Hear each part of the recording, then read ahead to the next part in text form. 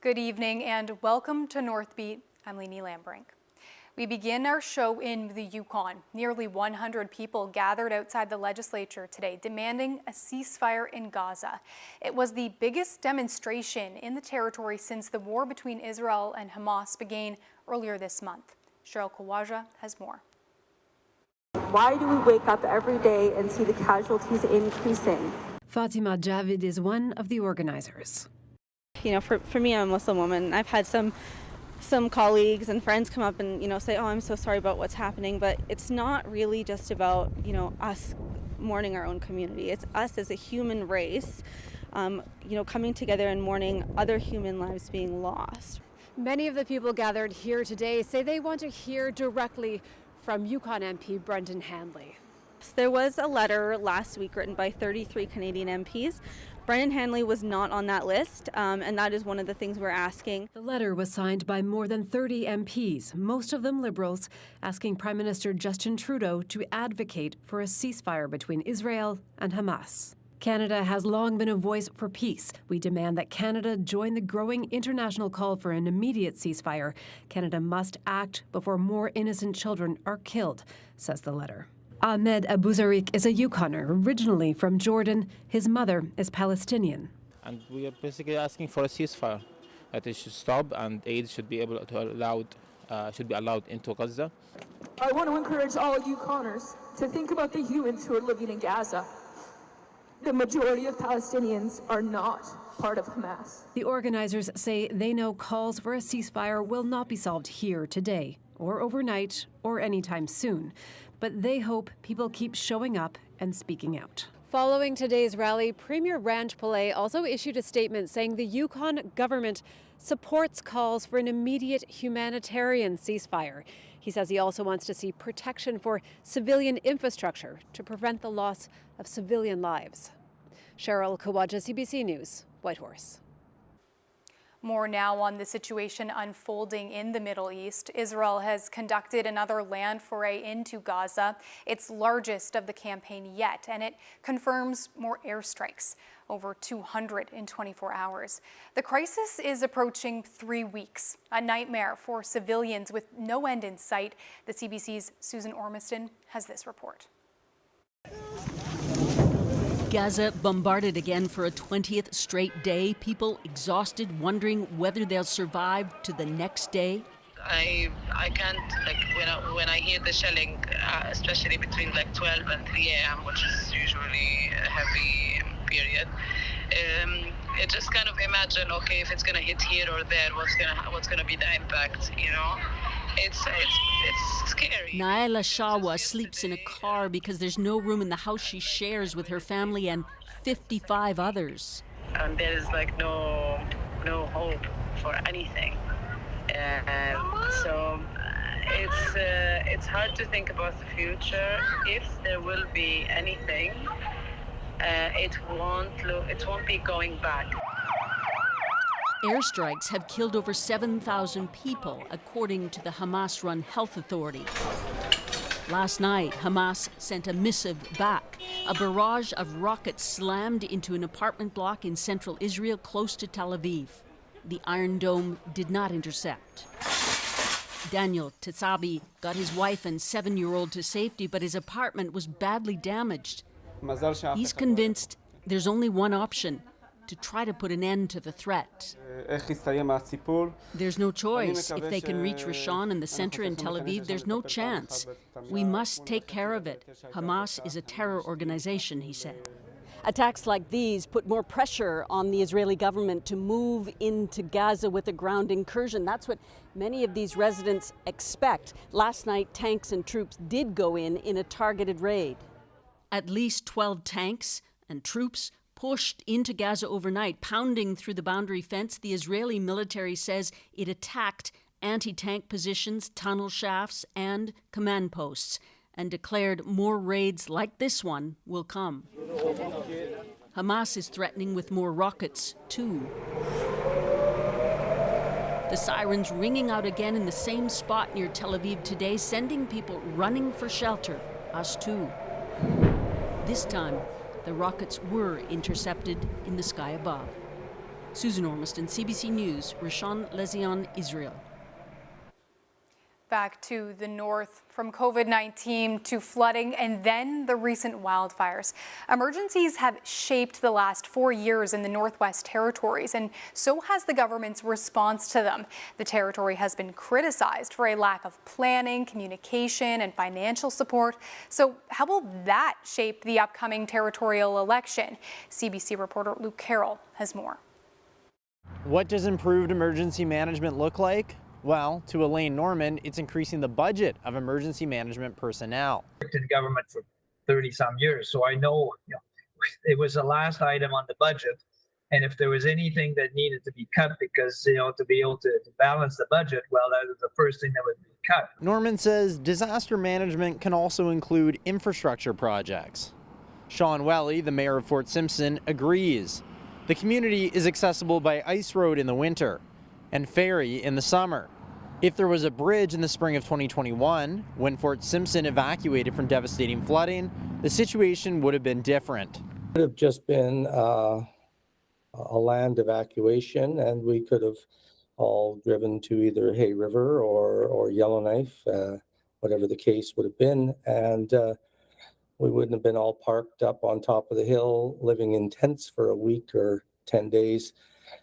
Even getting equipment here, if there's issues with the ferry or the water, there's times when we can't get specialized firefighting equipment across, let's say. CBC News sent a questionnaire to all 56 candidates running in the upcoming election, asking about priorities. 19 responded by deadline, and of those, 8 mentioned emergency preparedness. That doesn't surprise NWT political commentator David Waselchu. There hasn't actually been a ton of talk about it. I think some candidates, it certainly come up and you see it in brochures. Nobody ever mentioned the Emergency Management Act before. Like, that wasn't a thing that people talked about until the last few years, and now it's certainly been an item on the list. I don't know if it's the top issue, and certainly before the election, people were talking about frustration driving them to run or wanting a lot of change out of government.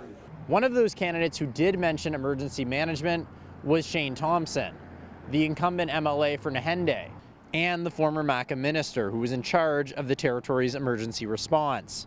He says he would support a review of the territorial emergency response. Sharon Allen, another candidate for Nahende, also mentioned emergency response as a priority. But what does a review actually mean? God, I can feel the heat here. After the 2016 Fort McMurray wildfires, the regional municipality of Wood Buffalo held an independent review that included lessons learned and recommendations. That community implemented nearly all the recommendations. Some of those included changing the governance structure of emergency management, as well as increasing the training requirements for emergency management personnel. Luke Carroll, CBC News, Yellowknife. A group of Nunavut hunters has lost its appeal of a controversial court injunction. They call themselves the Nuluyat Land Guardians. They blocked Baffin Land's Mary River mine in 2021. A Nunavut judge ordered them to leave. The group was protesting the mine's proposed expansion, and they appealed the judge's decision to order the injunction. But the Nunavut Court of Appeal is rejecting the hunters' arguments. It says the group is responsible for its own actions. A law professor at the University of Saskatchewan expects the appeal is only one step in the Land Guardians' action against Baffin Land. I think that's the bigger piece in play.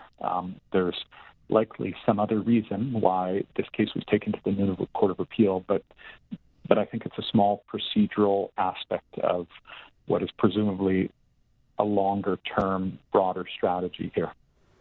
Baffin Land is suing the hunters for trespassing, but the company says it remains open to discussions with them. Ann Crawford, the Land Guardian's lawyer, told CBC News they are still proceeding with a countersuit. The Nunavut government has tabled a bill that would let it join a class action lawsuit about opioids. Bill 28, known as the Opioid Damages and Healthcare Cost Recovery Act, passed second reading on Monday. Provinces and territories across Canada are in the process of passing similar bills that would allow them to join a suit the BC government launched back in 2018. That suit names more than 40 drug manufacturers and retailers, and the aim of it is to recover health care costs related to the drug crisis. This bill creates a cause of action for the government of Nunavut in its own right against manufacturers and wholesalers of opioid products and their consultants for the recovery of the cost of health care benefits caused or contributed to by an opioid-related wrong. The Nunavut Justice Department says the bill would help create national consistency, and if the lawsuit is certified, governments would be able to access justice in a way that's both fair and efficient. CBC News asked the Nunavut coroner about opioid-related deaths in the territory. He did not respond by deadline. At least 18 people were killed and 13 others wounded in a mass shooting in the U.S. last night. Residents of Lewiston, Maine have been told to lock themselves in and stay indoors. A massive search is still underway for an armed suspect. Allison Northcott reports from a city that remains shaken by violence. Amid a tense and terrifying time for residents in Lewiston, Governor Janet Mills announced a somber tally of the dead and injured. This city did not deserve this terrible assault on its citizens, on its peace of mind, on its sense of security. Seven County got multiple victims. I need multiple victims. I need every unit you can find. Police scanners Wednesday evening after the shootings began. The victims were gunned down in a restaurant, others in a bowling alley. Out of nowhere, he just came in and there was a loud pop. I just booked it down the lane and I slid basically into where the pins are and climbed up in the machine. We started hearing sirens just like all night long, crazy stuff. And then we looked it up and it was just a massacre and it was really sad. The gunman fled, prompting a massive manhunt. Residents here and in surrounding areas told to shelter in place. This suspect is still at large. Officials say the suspect, 40-year-old Robert Card of Bowdoin, Maine, should be considered armed and dangerous. We also have an incredibly strong laser-like focus on bringing this suspect into custody and ultimately to justice. Card is a U.S. Army reservist. The New York Army National Guard said there was an incident in the summer when he acted erratically at a training site, which led to a medical evaluation. As more victims were identified, some family members waited in anguish for answers. When you get anything that happens like this, you go empty. And there's just nothing you can do. At the Canadian border with Maine, which touches New Brunswick and Quebec, Canada Border Services Agency says all points of entry remain open, but it issued an armed and dangerous firearms lookout, alerting officers of this high-risk person and situation.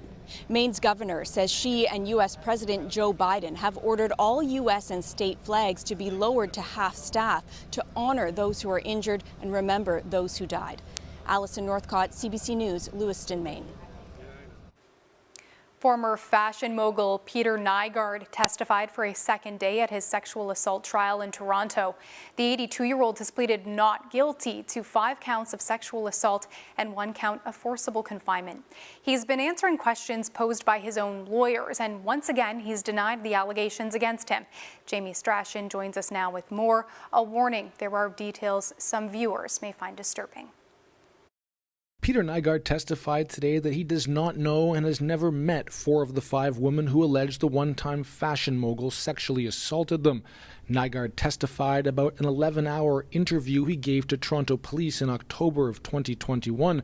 During the interview, he was shown 4 pictures of his 4 accusers at the time and told their names. He testified that he told police he had never seen or heard of them. Nygaard's lawyer Brian Greenspan then walked him through the details surrounding each allegation. The first complainant alleged that in March of 1988, Nygaard tackled her onto the bed at his Toronto headquarters, ripped open her blouse and put his hand up her skirt. He told the court he would never have done it and that he would never have done those types of acts. Over the last 3 weeks, court has heard testimony from 5 women who have detailed sordid, disturbing allegations against Nygaard. All of the alleged assaults took place between the late 80s and 2005. The youngest alleged victim was 16 at the time. Some of the women told similar stories of meeting Nygaard by chance before being offered a tour of his Toronto headquarters. The women testified their meetings ended with them being allegedly raped in Nygaard's bedroom at his Toronto headquarters. Nygaard denied any scenario where he would meet somebody by chance and then offer them a tour. Before he faced criminal charges, Nygaard helmed a sprawling fashion empire for decades. The company declared bankruptcy in 2020 as allegations against Nygaard began to swirl. Nygaard is expected to be on the stand until at least the end of the week. Jamie Strachan, CBC News, Toronto. Things are too good. I'm just scared that things will be taken away. Think of the education they will receive. You're going to see things you never forget. There is no way that we are going to give up when we are threatened with cultural genocide. Sometimes it's the beautiful things that hurt the most to remember. You promised me that you won't look back. You are our tomorrow. A lot happens overnight. Hey, good morning, Heather. Hey, good morning. How are you today? We're ready to go when you need to know. Good morning. I'm Heather Hiscox. We begin with breaking news, what we're learning from. Like you see from behind us here, how big the fire is. Your connection goes back decades. You're giving me the hard questions. Yes, the heroes and the helpers. That is what we're here for. I found Canadians. I'm Heather Hiscox. Start your day with us on CBC Morning Live. I am in the best place in the entire world right now. Oh, I always play with fire. This is an epic fail. I'm obsessed with these. I am utterly speechless.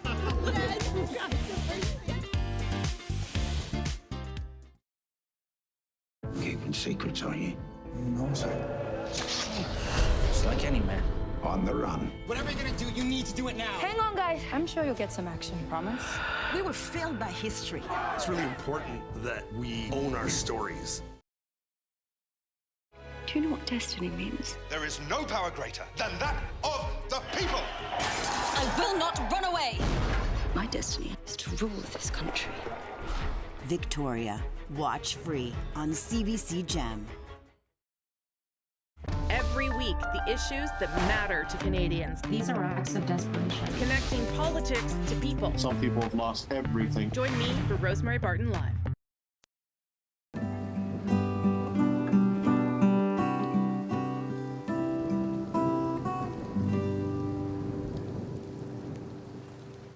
A meeting of entrepreneurial minds is about to get underway in Inuvik. The Beaufort Delta Business Trade Show opens to the public tomorrow, and the CBC's Des Loreen got a sneak peek. Small business owners in Inuvik are ready to show off their goods at this year's show.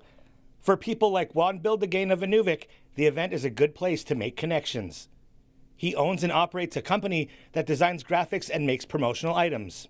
I deal mostly with other businesses trying to promote their business or bigger institutions, so it helps to bring everybody together in the same day and everybody can talk to each other, which is really good. And that's why I will continue going as well. It's just a great networking event. Organizers say the event is also a great resource for someone looking to start a business. We have 19 registered booth participants. 6 are businesses, and the remaining are organizations that provide business support. In addition to the trade show itself, dinner presentations have been happening all week long with an emphasis on starting your own business. The Beaufort Delta Business Trade Show opens its doors tomorrow at 4 p.m. at the Midnight Sun Complex in Inuvik until 8 p.m. for the public. Des Loreen, CBC News, Inuvik. Kwanlin Dun First Nation published our story in our words back in 2020, but the book's launch was delayed because of COVID-19. Now, after nearly a decade of work putting it together, people in the community are celebrating the book, their stories, and history. Take a look.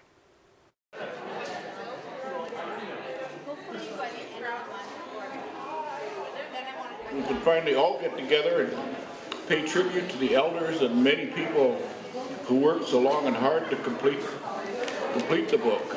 So in our Indigenous way, we tell our stories so that our children will never forget where they come from, and that they will leave a very clear pathway for their children to follow.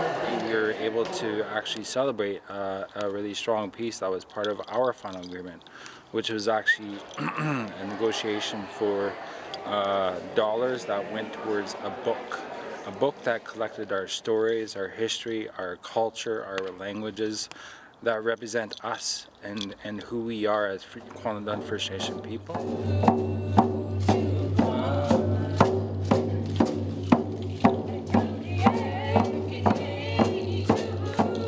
lot of those old elders that are gone, that paved the way for us.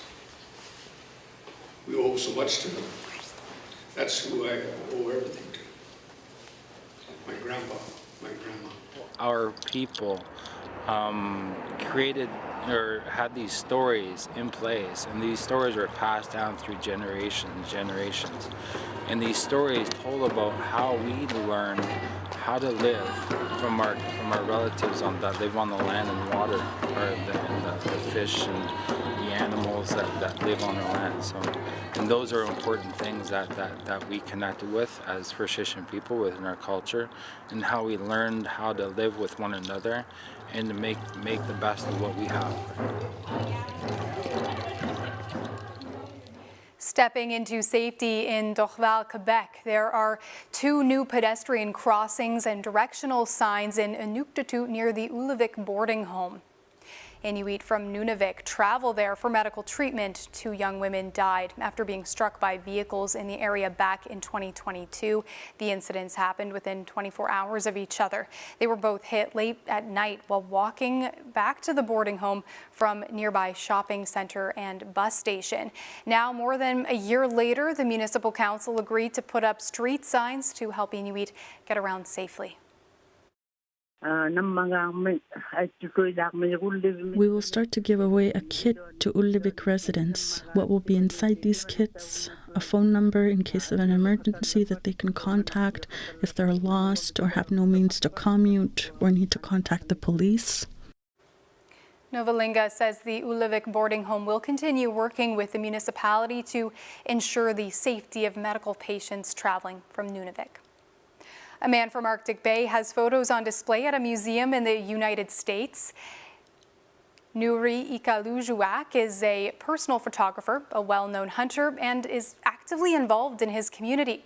His images are being shown at the Peary McMillan Arctic Museum in Maine. It's part of the Contemporary Inuit Photography exhibition, which is also showcasing the work of 4 other Inuit photographers. Ikalujuak captures life and people who live in the high Arctic. He says he uses photography to bring awareness about social issues like food insecurity and environmental degradation. I'm not the only one showcasing my photos. There are other indigenous people from the Arctic, from Alaska, NWT, Greenland, and other places. I'm from Nunavut and my photos are displayed. The exhibition was curated by Inupiaq photographer Brian Adams, who also collects contemporary Inuit photography. The exhibit runs until May 26 next year.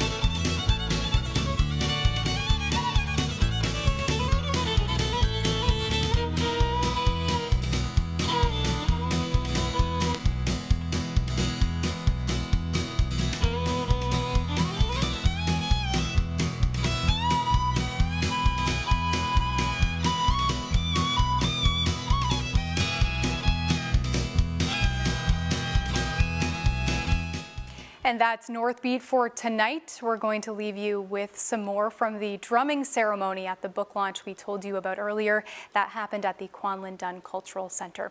Thanks for watching. I'm Leanie Lambrink. Have a good night.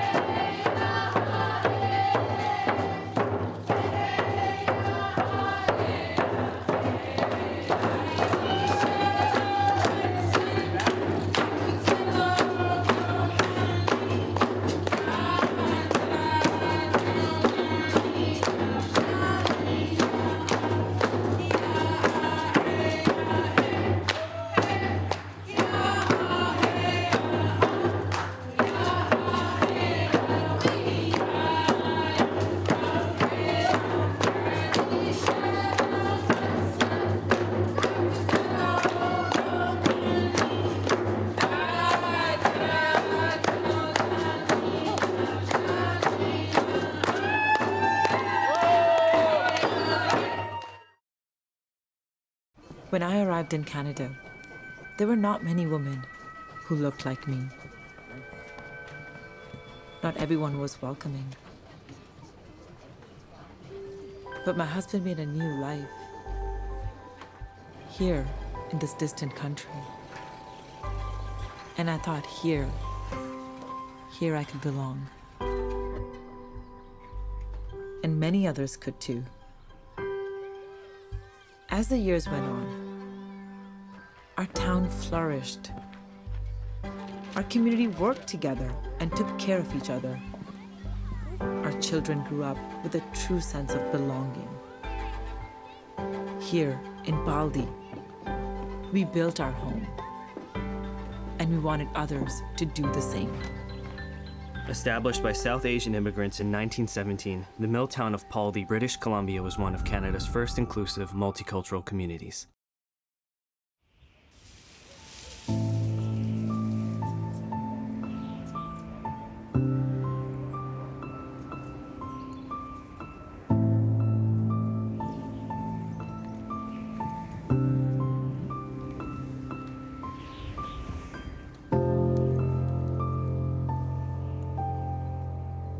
Driving impaired destroys lives.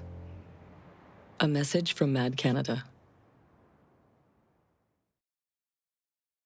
Keeping secrets, are you? No, sir. Just like any man. Starting new. On the run.